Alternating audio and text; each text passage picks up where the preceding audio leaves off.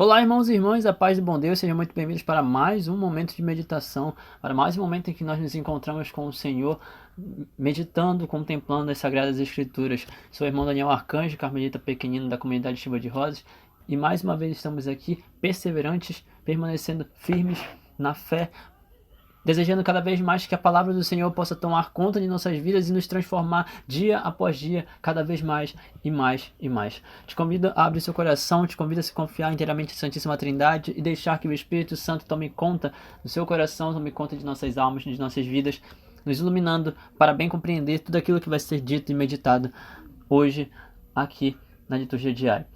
Estamos reunidos em nome do Pai, do Filho e do Espírito Santo. Amém. Vem, Espírito Santo de Deus, nós precisamos de Ti agora. Vem, Espírito Santo de Deus, nós queremos a Tua presença para que possamos compreender bem a Santa Palavra, para que possamos escutar bem os Teus Evangelhos, para que possamos de fato saber tudo aquilo que o Senhor deseja nos ensinar, que o Senhor deseja nos mostrar, que o Senhor deseja revelar para nós. Vem, Espírito Santo de Deus, porque precisamos da Tua presença, sem Ti nada podemos fazer. Vem, Espírito Santo de Deus, inflamar nossos corações e abrasar-nos com cada palavra das Sagradas Escrituras. Vem, Espírito Santo de Deus, iluminar nossas mentes para que tenhamos mais conhecimento, mais sabedoria. Vem, Espírito Santo de Deus, precisamos dos Teus dons, precisamos de Ti agora, para que tudo aquilo que for meditado, tudo aquilo que for dito, tudo aquilo que for rezado, seja de fato a Tua presença manifestada em nosso meio. Vem, Espírito Santo de Deus, nós Te queremos. Vem, Espírito Santo de Deus, esteja conosco. Nós Te clamamos, nós Te pedimos por Jesus Cristo, Senhor nosso. Amém. Primeira leitura, livro dos Números, capítulo 21. Naqueles dias, os filhos de Israel partiram do monte Hor, pelo caminho que leva ao Mar Vermelho, para contornarem o país de Edom. Durante a viagem, o povo começou a impacientar-se e se pôs a falar contra Deus e contra Moisés, dizendo: Por que nos fizeste sair do Egito para morrermos no deserto? Não há pão, falta água, e já estamos com nojo desse alimento miserável. Então o Senhor mandou contra o povo serpentes venenosas que os mordiam, e morreu muita gente em Israel. O povo foi ter com Moisés e disse: Pecamos contra o Senhor e contra ti. Roga ao Senhor que afaste de nós essas serpentes. Moisés intercedeu pelo povo e o Senhor respondeu: Faça uma serpente abrasadora e coloca como sinal sobre uma haste. Aquele que for mordido e olhar para ela, viverá. Moisés fez, pois, uma serpente de bronze e colocou-a como sinal sobre uma haste. Quando alguém era mordido por uma serpente e olhava para a serpente de bronze, ficava curado. Palavra do Senhor. Graças a Deus. Salmo responsorial. Ouve, Senhor, e escuta minha oração, e chegue até vós o meu clamor. Ouve, Senhor, escuta minha oração, e chegue até vós o meu clamor. Ouve, Senhor, escuta minha oração, e chegue até vós o meu clamor. De mim não ocultes a vossa face, no dia em que estou angustiado. Inclina o vosso ouvido para mim, ao invocar-vos, atende sem demora. As nações respeitarão o vosso nome e os reis de toda a terra a vossa glória. Quando o Senhor reconstruir Jerusalém e aparecer com gloriosa majestade, Ele ouvirá a oração dos oprimidos e não desprezará a sua prece. Para as futuras gerações se escreva isto, e um povo novo a ser criado louve a Deus. Ele inclinou-se de seu templo nas alturas, e o Senhor olhou a terra do alto céu, para os gemidos dos cativos escutar, e da morte libertar os condenados. Ouve, Senhor, e escuta a minha oração, e chegue até vós o meu clamor. Senhor esteja conosco, Ele está no meio de nós. Evangelho de Jesus Cristo segundo São João. Glória a vós, Senhor.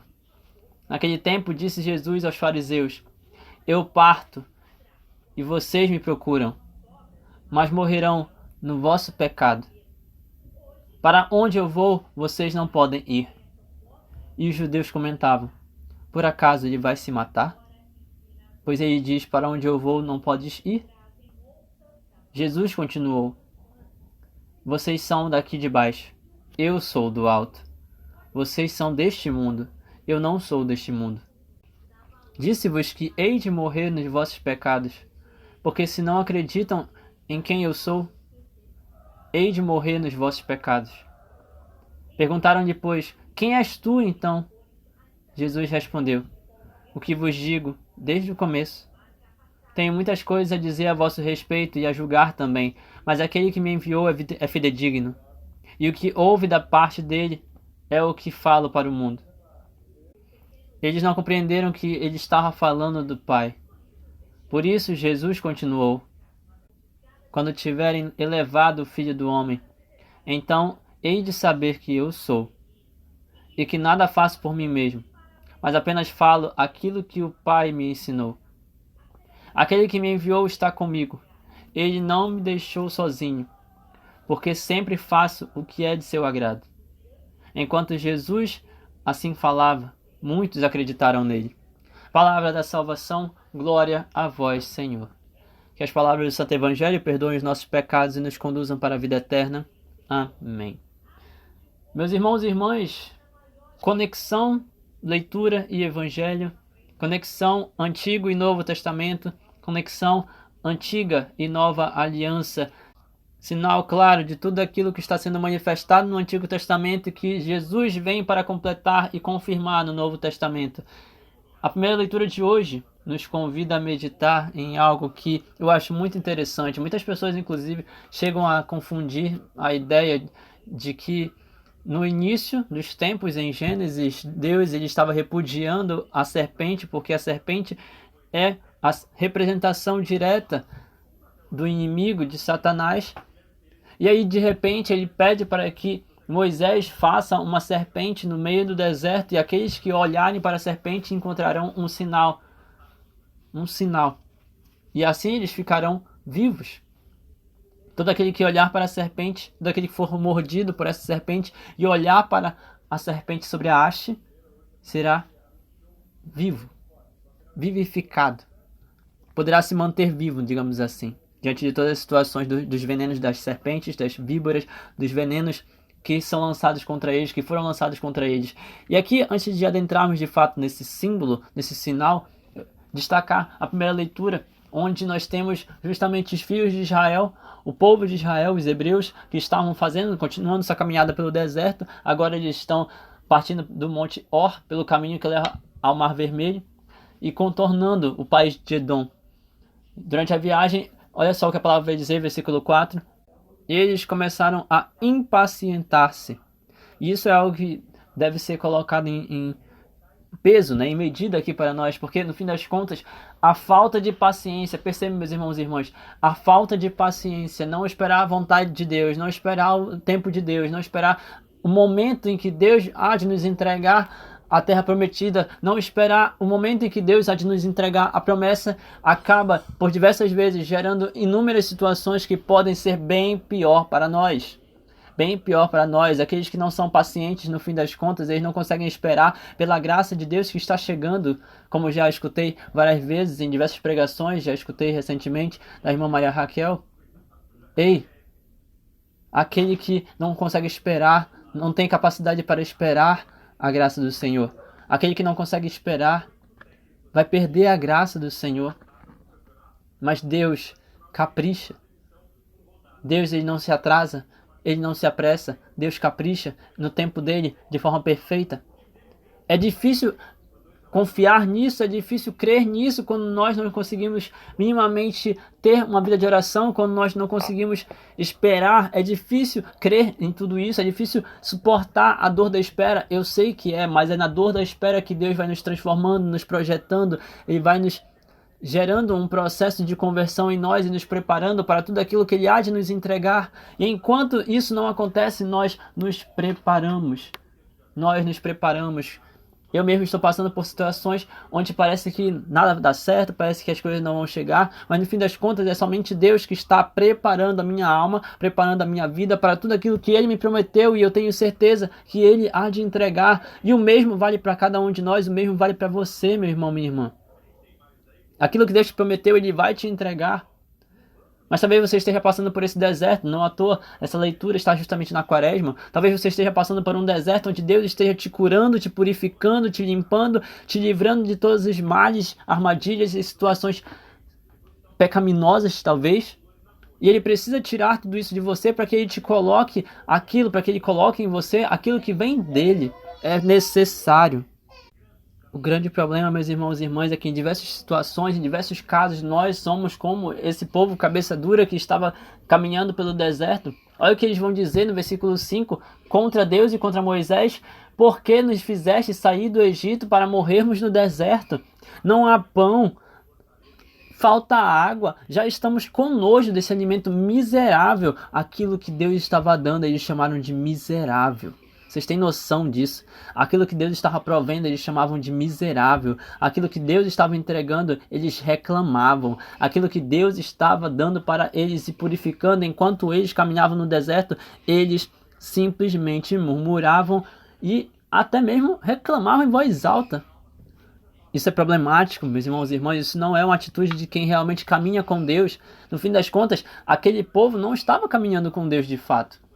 Não estava caminhando com Deus de fato. E a prova disso é que quando tudo isso acontece, quando eles falam esse tipo de coisa, versículo 6, o Senhor mandou contra o povo serpentes venenosas que os mordiam.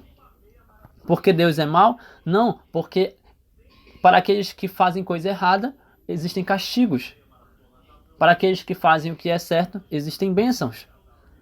O castigo para os nossos pecados gera morte. As bênçãos para aqueles que vivem uma vida justa e buscam a santidade, graças, inúmeras graças. O próprio céu, a vida eterna. O que você está fazendo, meu irmão, minha irmã? A sua vida negativa está atraindo coisas boas ou coisas ruins? Aquele povo atraiu serpentes venenosas. Você está atraindo o quê? A palavra vai dizer, morreu muita gente em Israel. Versículo 7, o povo foi então ter uma conversa com Moisés e disse, nós pecamos. Olha, eles admitem que erraram. Em momento algum, depois disso, eles brigam com o Senhor, mas eles admitem que eles erraram. Pecamos, falando contra o Senhor e contra ti. Por favor, roga ao Senhor para que afaste de nós essas serpentes. E Deus afasta as serpentes? Não. Porque Ele ainda está castigando e Ele ainda está corrigindo aquele povo, ele ainda espera uma conversão real, porque uma coisa é simples, você pode correr para o seu líder, você pode correr para o seu coordenador, você pode correr para o seu padre, mas se o seu coração não estiver de fato arrependido na hora que você se confessar e pedir perdão, de nada adianta, as serpentes vão continuar perto de você, a não ser que de fato você esteja arrependido e faça isso diante do sinal de Deus, diante do sinal de Deus. É aqui que entra justamente essa analogia do Antigo Testamento com o Novo Testamento, essa conexão. Porque quando Deus ele pede para Moisés fazer uma serpente abrasadora, versículo 8, colocar como sinal sobre uma haste, e aquele que for mordido, olhar para ela viverá. Quando Deus diz isso para Moisés, é uma prefiguração daquilo que vai acontecer lá na cruz, lá no Calvário, na paixão. Daniel, mas é uma serpente. Sim, é uma serpente. A serpente é sinal de pecado. E o pecado cravado numa haste, cravado numa cruz, cravado num poste, o pecado fica lá. Porque é a morte para o pecado e o início de uma vida nova em Cristo. E aqui nós finalmente entendemos por que Deus dá esse sinal para Moisés. Constrói uma haste. Uma haste é um poste, né? É um pórtico que carrega algo. Uma haste. Constrói uma haste. Um sinal em uma haste. Coloca a serpente lá, uma serpente abrasadora, ou seja, uma serpente intimidante, uma serpente que lembre dos problemas que eles causaram a si mesmos, uma serpente que lembre dos próprios pecados daquele povo. Constrói essa serpente e coloca sobre a haste. Aquele que for mordido e olhar para ela, aquele que for mordido, olhar para a serpente que está sobre a haste, relembrar de seus pecados e se arrepender, este sim continuará vivo, mesmo depois de ter recebido a picada da serpente, mesmo depois do veneno atingir a sua vida, você ficará vivo, porque você olha para a cruz de Cristo, porque você olha para o sinal de Deus. Moisés fez uma serpente de bronze e colocou-a como um sinal. E quando alguém era mordido por uma serpente, olhava para a serpente de bronze e ficava curado instantaneamente. Olhava para a serpente de bronze e ficava curado instantaneamente. E aí nós vamos entendendo o que o Evangelho de hoje nos diz, o que o Evangelho de hoje nos clama, nos mostra, né? Através justamente dessa ideia geral da haste, do sinal da cruz.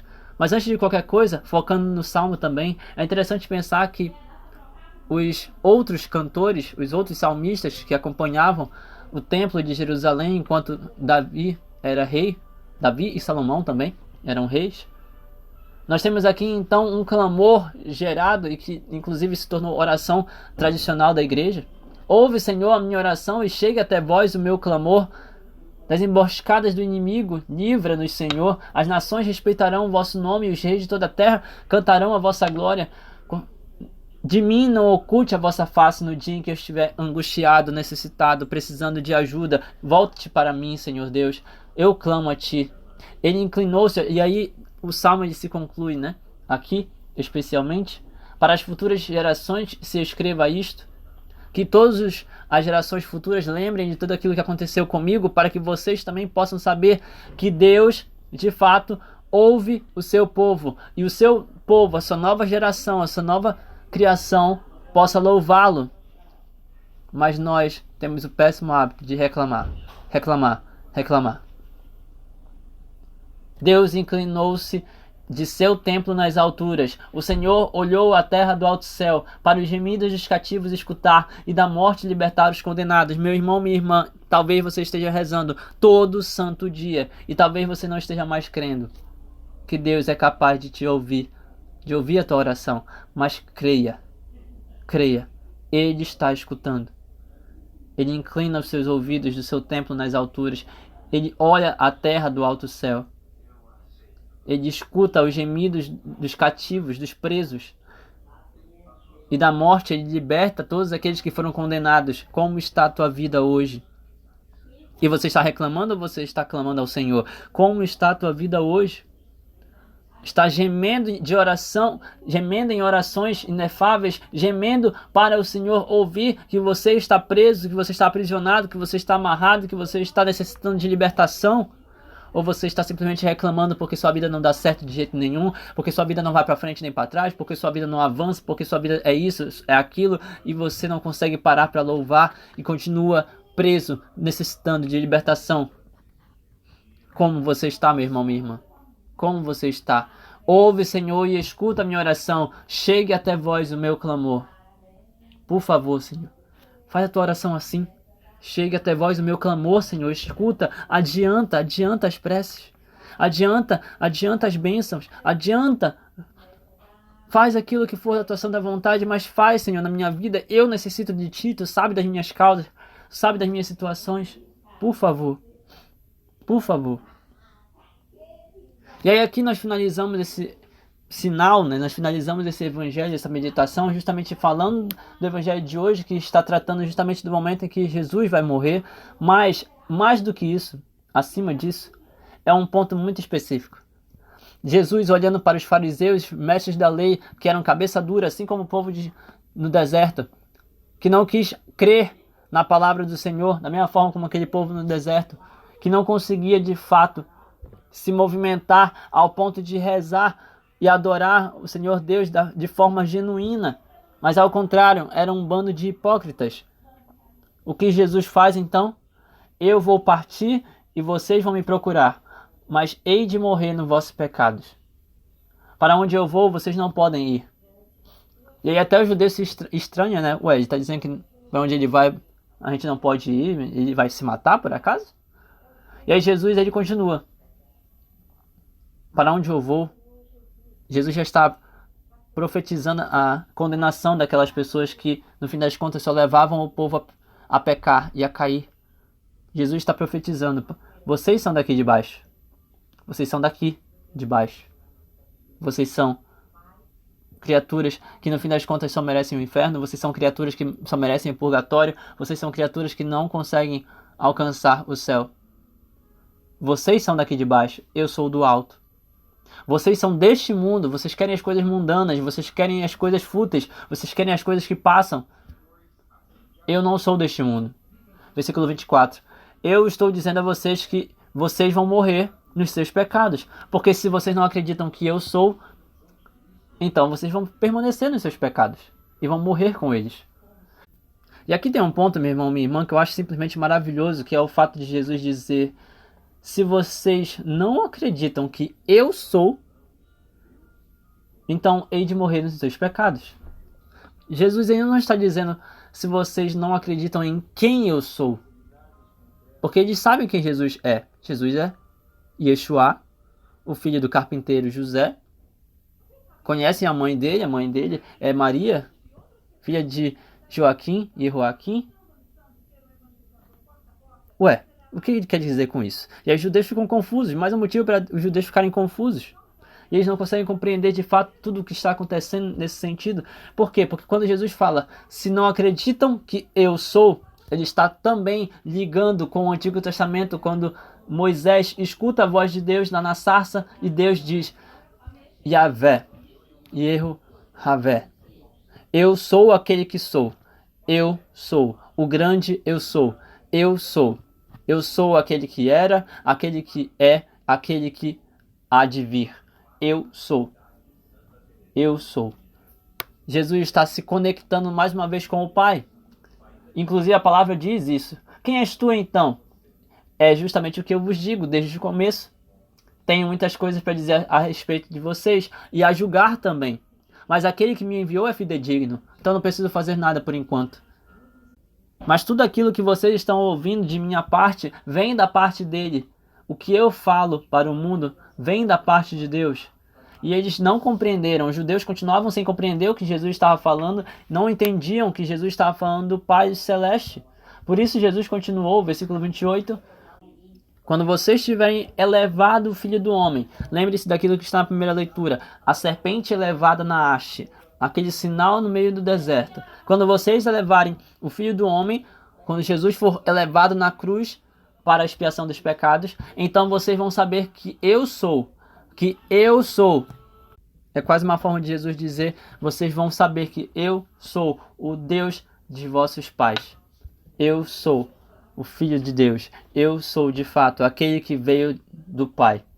E que nada faço por mim mesmo, mas apenas falo aquilo que o Pai me ensinou. Aquele que me enviou está comigo. E ele não me deixou sozinho, porque sempre faço aquilo que é de seu agrado. É disso que Jesus está falando, dessa conexão. E não apenas a conexão entre pai e filho, mas a conexão de Deus Pai, Deus Filho. Jesus como princípio da nova aliança no Novo Testamento. Jesus como sinal de confirmação de todos os sinais que foram feitos no Antigo Testamento por Deus Pai. Jesus, Deus Filho, como haste elevada, como corpo santo elevado na cruz. Deus Pai, que pede a Moisés para elevar naquela haste um sinal também no meio do deserto. Assim diz o Senhor. Enquanto Jesus assim falava, muitos ao redor acreditaram nele. Os fariseus não. Eles não entendiam. Os fariseus, mente fechada, não entendiam. Nós possamos abrir nossos corações e compreender, meu irmão, minha irmã, que Jesus, ele deseja, como ele já fez isso.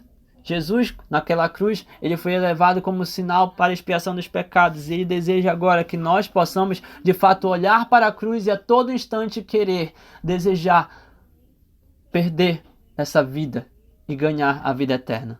Que nós possamos nos converter, que nós possamos continuar buscando uma transformação genuína, que nós possamos continuar desejando estar com o Pai, que nós possamos deixar de ser esses fariseus cabeça dura, que não conseguem parar, que não conseguem se abrir para a graça, que não conseguem entender que Jesus quer algo novo, diferente. Jesus quer mais de nós. Jesus, o verdadeiro Deus, quer mais de nós. Ele quer os nossos corações. Louvado seja nosso Senhor Jesus Cristo, para sempre ser louvado com sua mãe Maria Santíssima, seu paizinho São José. Que as bênçãos de Deus misericordioso sejam derramadas sobre cada um de nós com sangue e água, em nome do Pai, do Filho e do Espírito Santo. Amém. Envie essa meditação para outros corações, outras almas que necessitam cada vez mais compreender as palavras divinas, e deixe que a evangelização alcance cada vez mais almas.